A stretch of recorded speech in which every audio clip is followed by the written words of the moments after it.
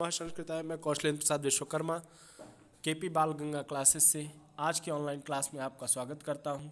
आइए बच्चों, आज हम लोगों को छठवां पैराग्राफ संस्कृत गद्य भारती भारतवर्षम शीर्षक पाठ का पढ़ना है। तो आइए हम लोग छठवें पैराग्राफ की ओर शुरुआत करते हैं। पहले संदर्भ इसका लिखेंगे। प्रस्तुत गद्यावतरण हमारी पाठ्य पुस्तक संस्कृत गद्य भारती के भारतवर्षम शीर्षक पाठ से अवतरित है। उसके बाद प्रसंग लिखेंगे। प्रस्तुत गद्यावतरण में या प्रस्तुत गद्यांश में भारत की गुरुता सिद्ध की गई है या भारत को सर्वश्रेष्ठ देश के रूप में या हर क्षेत्र में संपूर्ण होने के कारण भारत को गुरु सिद्ध किया गया है। ठीक है, आइए शुरू करते हैं इस पाठ को। अयम अस्माकं भारत देशः संसारस्य गुरुः अपि उच्यते। अस्माकं भारत देशः संसारस्य गुरुः अपि उच्यते। अयम माने यह, अस्माकं माने हमारा, भारत देशः माने भारत देश, संसारस्य माने संसार का, गुरुः माने गुरु, अपि उच्यते माने भी कहा जाता है। यह हमारा भारत देश संसार का गुरु भी कहा जाता है। अगला लाइन, न केवलम उपनिषद उत्तर वेदांतस्य च आध्यात्मिकता श्रुति स्मृति आदिषु प्रतिपादितो नैतिक आचारः तथा विविध सिद्धि प्रदाता योगाभ्यासा एव विद्यते अपि।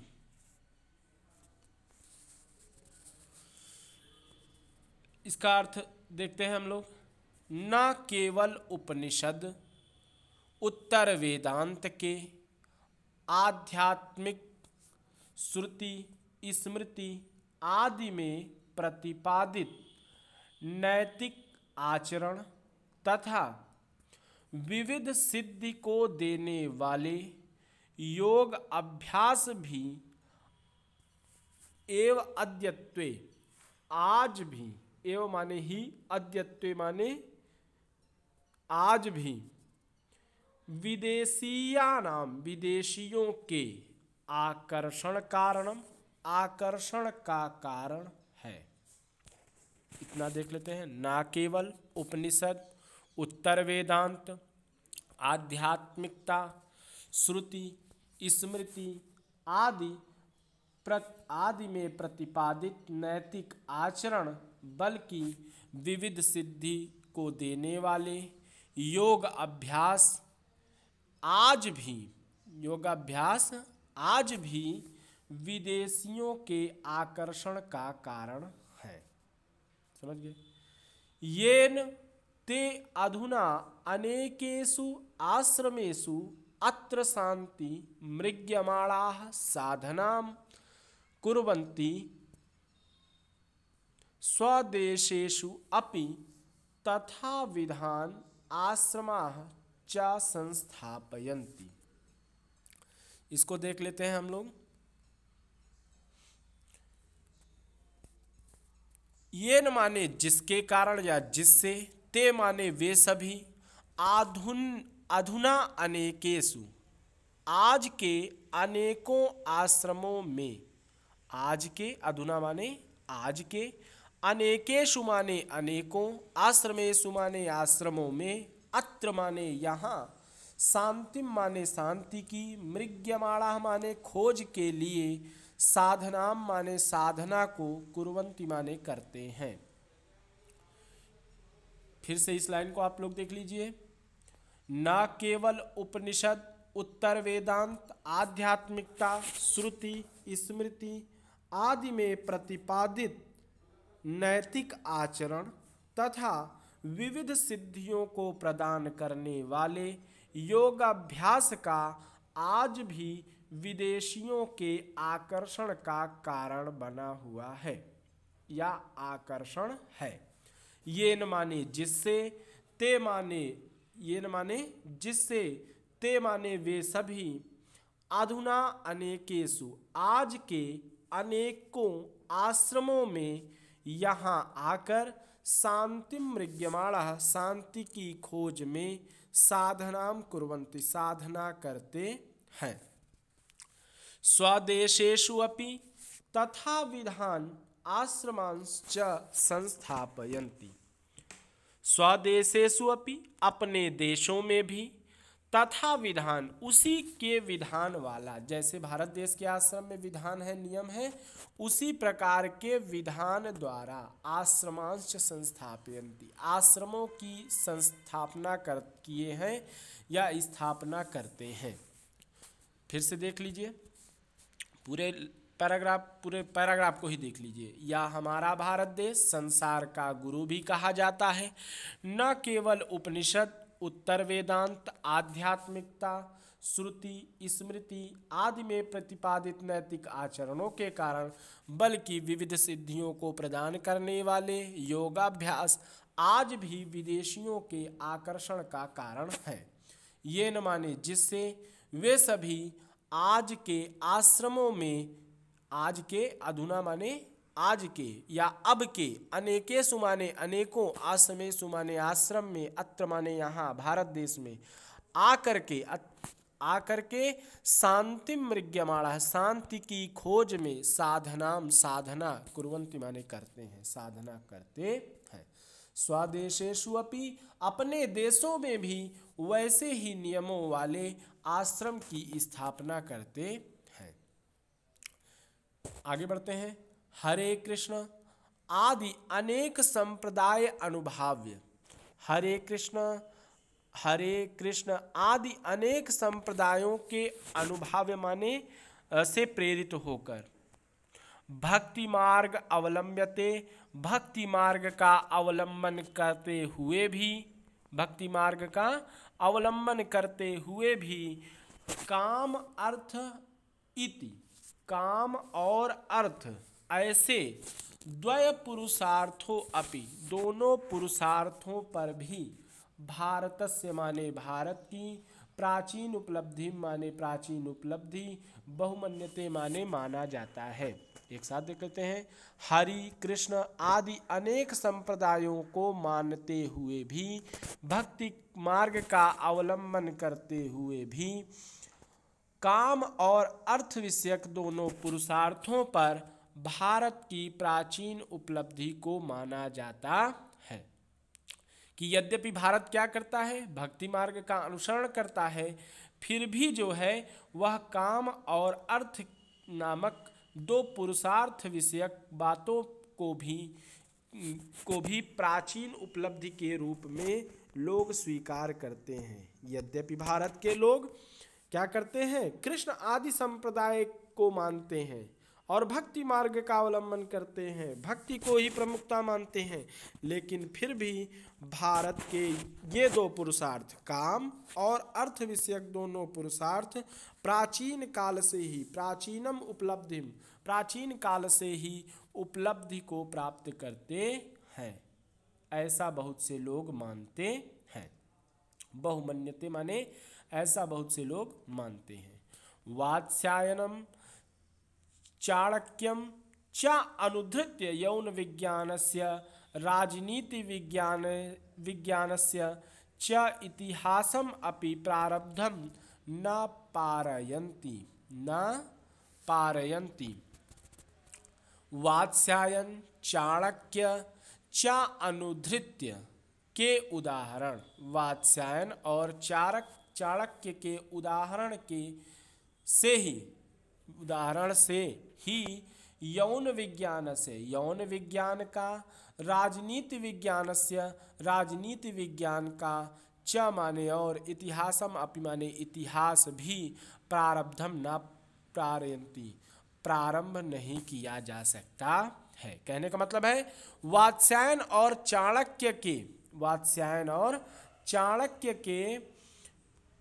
चाणक्य की बातों का अनुसरण के बिना, वात्स्यायन और चाणक्य के नियम बातों के अनुसरण के बिना यौन विज्ञान और राजनीति विज्ञान तथा इतिहास आदि के बारे में प्रारंभ भी नहीं किया जा सकता है।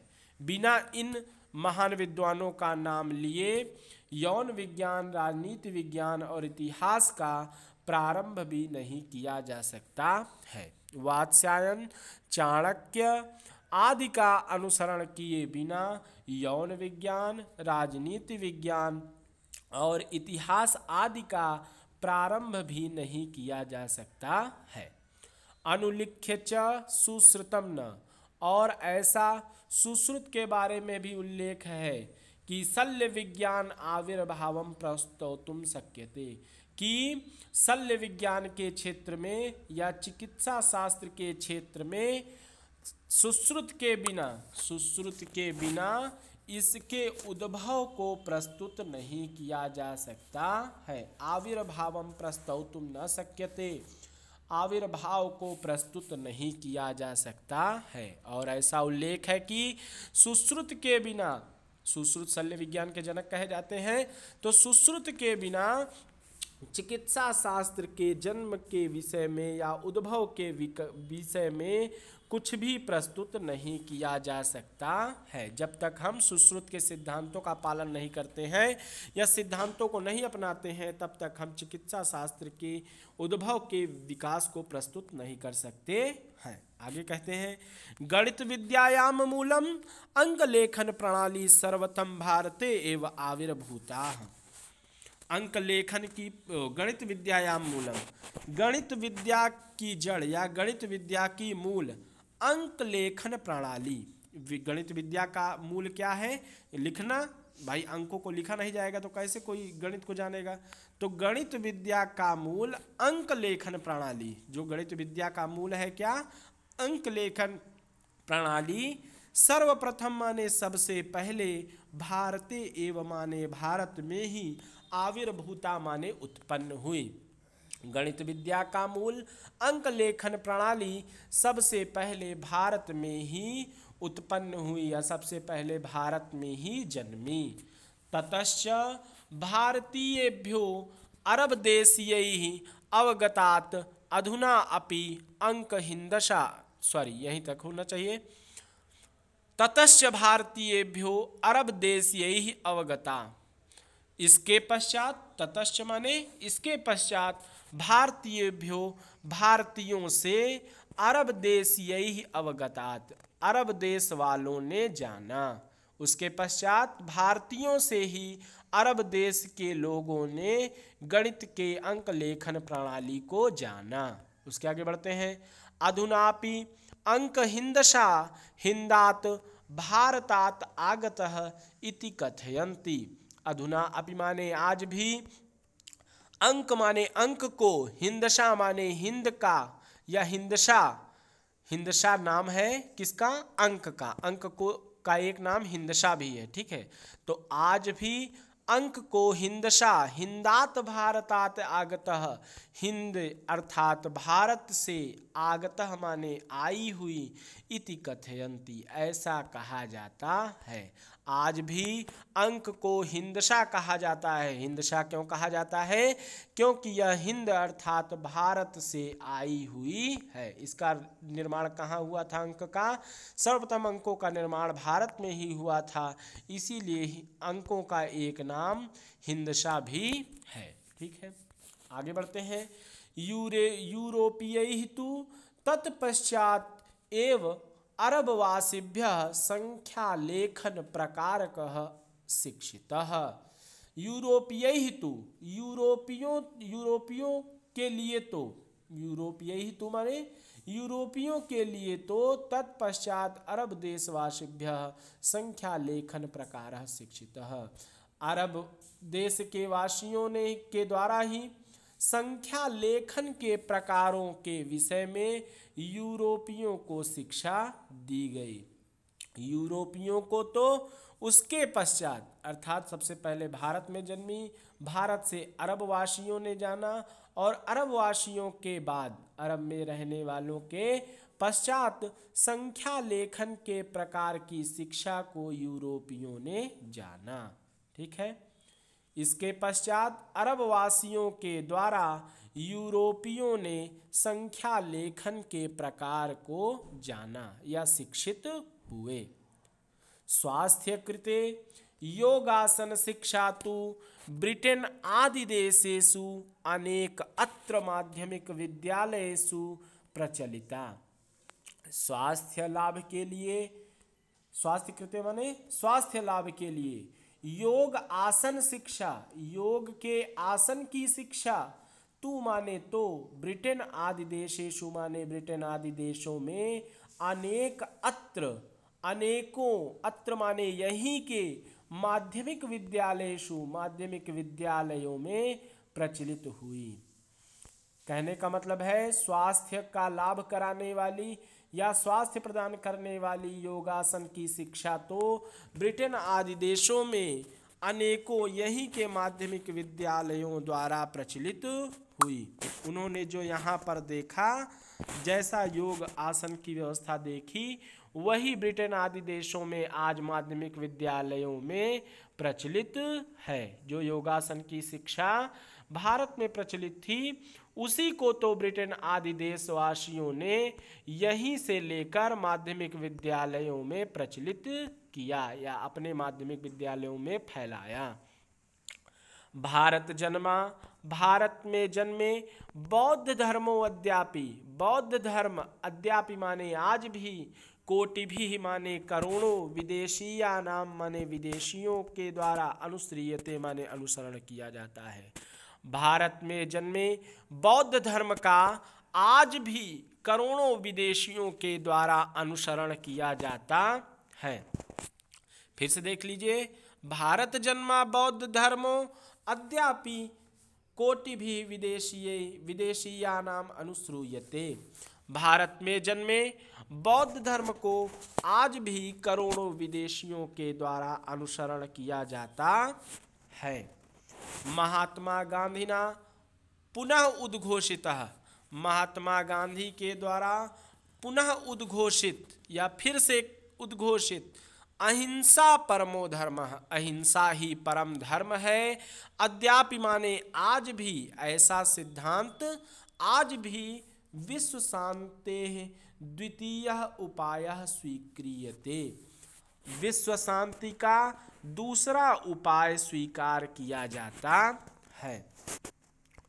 महात्मा गांधी द्वारा पुनः उद्घोषित अहिंसा परमो धर्म का सिद्धांत आज भी विश्व शांति का दूसरा उपाय स्वीकार किया जाता है। कहने का मतलब ये है कि यदि हम महात्मा गांधी के अहिंसा परमो धर्म सिद्धांत का अनुकरण करेंगे, तभी विश्व में शांति स्थापित हो सकती है। ठीक है, आगे बढ़ते हैं। किंतु हंत मिथः अविश्वस्वद्भिः परस्परम विभि अभिस्तथा उच्च आरक्षमाणैः संसारस्य नैके हठधर्मी हठिभिः नैकै हठिभिः नेतृभिः तु तदनुपालने वैवस्यम अनुभूयते। फिर से देखिए, किंतु हंत, किंतु बड़े दुख की बात है, किंतु हंत माने किंतु बड़े दुख की बात है, मिथः माने आपस में, विश्वस्वद्भिः माने अविश्वास के कारण, परस्परम माने परस्पर, विभ्याद्भिः माने डर, और उच्चैः आरक्षमाणैः ऊंची आकांक्षाओं के कारण, उच्च आकांक्षमाणैः ऊंची आकांक्षाओं के कारण, संसारस्य माने संसार के, नैके हठधर्म हठ भी नेत्र भी अनेकों हठी नेताओं के द्वारा, तदनुपालने इसके अनुपालन में, वैविष्यम अनुभूयते विवशता पूर्ण अनुभव किया जाता है। एक साथ देख लेते हैं। किंतु बड़े दुख की बात है कि आपसी अविश्वास और परस्पर भय के कारण और ऊंची आकांक्षा के कारण संसार के अनेकों हठधर्मी नेताओं के द्वारा विवशता पूर्वक इनका पालन किया जाता है। हिंसा का, किसका पालन किया जाता है? हिंसा का पालन किया जाता है। अपने लाभ के लिए ये देश को हिंसा में छोड़ देते हैं कि देश हिंसा करे, लड़े मरे, उससे इनका लाभ होना चाहिए। ऐसा मतलब अनेक हठधर्मी नेता होते हैं जो इसका अनुपालन करते हैं। लेकिन कैसे? वैविस्यम अनुभूयते, विवस्थापूर्ण अनुभव करते हुए। कैसा अनुभव करते हुए? वैविस्यम अनुभूयते, विवस्थापूर्ण अनुभव करते हुए। अंत में विवश हो जाते हैं, सोचते हैं लाभ नहीं हो रहा है तो चलो यही करके देखते हैं, हमारा लाभ हो जाएगा। समझ गए? इस प्रकार विवस्थापूर्ण अनुभव करके ऐसा करते हैं। फिर से देख लेते हैं। मिथा अविश्वस्वद्भि परस्परम, आपसी अविश्वास और परस्पर विभि मतलब डर के कारण, और आपसी डर के कारण जो ऊंच नीच, जाति भेदभाव, धर्म इत्यादि की जो भेदभाव है, इन सब के मध्य जो परस्पर डर का भय बना हुआ है ना, कि कौन किसका सहयोगी है, कौन किसका सहयोगी नहीं है, ये आपस में जो भय है, इसी की बारे में बात हो रही है। मिथः अविश्वस्वद्भिः, आपसी अविश्वास और निरंतर भय के कारण, निरंतर आपसी भय के कारण, तथा उच्चैः आकांक्षमाणैः, तथा ऊंची आकांक्षाओं के कारण, संसार से माने संसार के, अनेकैः माने अनेकों, हठ भी माने हठी, नेत्र भी माने नेताओं के द्वारा, तद अनुपालने हिंसा का, तद माने उसका, उसका किसका? हिंसा का, अनुपालने वैविस्यम अनुभूयते, विवस्थापूर्ण अनुभव किया जाता है। आगे बढ़ते हैं। ते त्यक्तेन भुंजिथा, हालांकि यहाँ पे तेन त्यक्तेन भुंजिथा होना चाहिए था।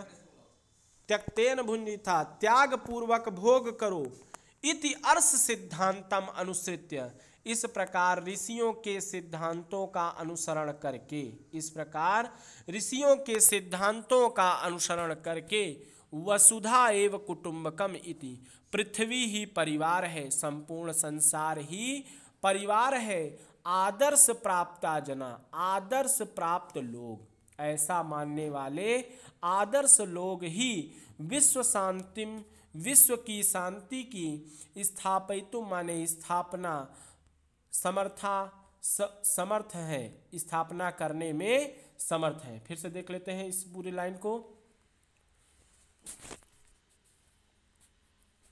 कहते हैं कि तेन त्यक्तेन भुंजिथा, त्याग पूर्वक उपभोग करने से, त्याग पूर्वक उपभोग करने से, ऐसा सिद्धांत, ऐसे सिद्धांत का अनुसरण करने वाले, त्याग पूर्वक उपभोग करना चाहिए, मतलब किसी चीज़ से लोभ माया मोह नहीं करना चाहिए व्यक्ति को, किसी चीज़ का अत्यधिक संचय नहीं करना चाहिए। इन सब को इसीलिए कहा गया तेन त्यक्तेन भुंजिथा, त्याग पूर्वक उपभोग करो। इस संसार में जो कुछ भी है उसका त्याग पूर्वक उपभोग करना चाहिए मनुष्य को, कभी भी किसी का संचय नहीं करना चाहिए। संचय करने से क्या होता है कि किसी निम्न वर्ग को क्षति होती है। यदि हमारे पास सामर्थ्य है, संपत्ति है, यदि हम उसको बचा कर रखने का प्रयास करेंगे, बहुत ज़्यादा उसको क्या करेंगे, बचाने का प्रयास करेंगे, तो निश्चित है कि क्या होगा, किसी न किसी गरीब व्यक्ति को उसका क्या होगा, नुकसान उठाना पड़ेगा। समझ गए? हो सकता है उसको वो चीज़ें उतनी सुलभता से ना प्राप्त हों जितनी आपको आसानी से प्राप्त हो जाती हैं। इसलिए कहा कि तेन त्यक्तेन भुंजिथा, मनुष्य को त्याग पूर्वक उपभोग करना चाहिए।